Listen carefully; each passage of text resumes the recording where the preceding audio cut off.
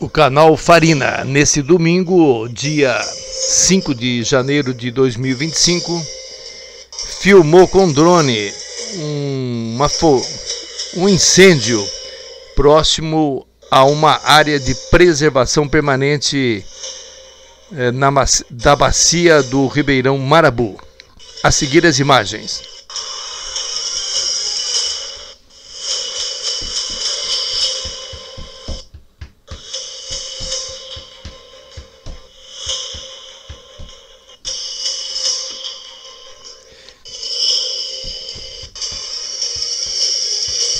Fica ali próximo do Jardim Primavera.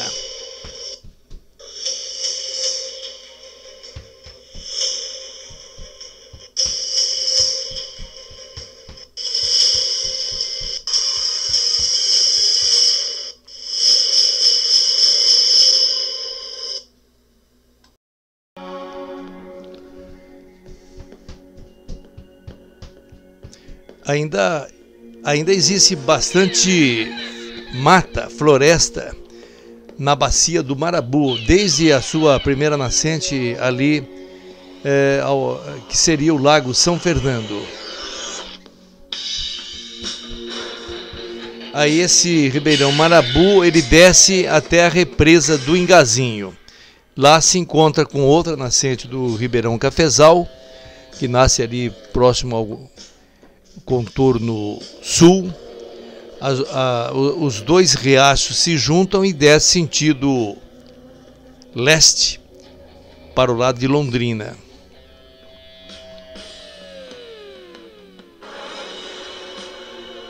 Ali a cidade de Rolândia, visto lá dos 5 conjuntos. Quer dizer, ali do Jardim Primavera, mais propriamente dito.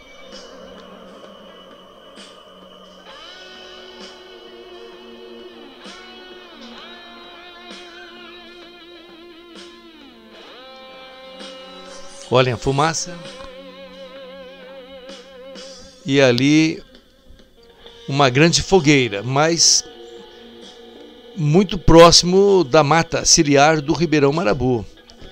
Peço à população que não permita que isso aconteça novamente. É muito perigoso nós perdermos essa importante reserva de mata aí.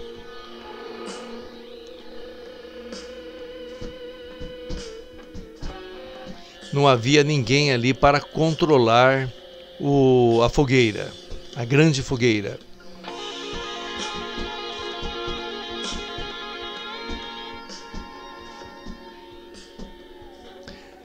E ali uma visão da cidade de Rolândia. Pessoal, se gostarem desse vídeo, por favor, comentem, deem um like, compartilhem, inscrevam-se no canal. Um abraço.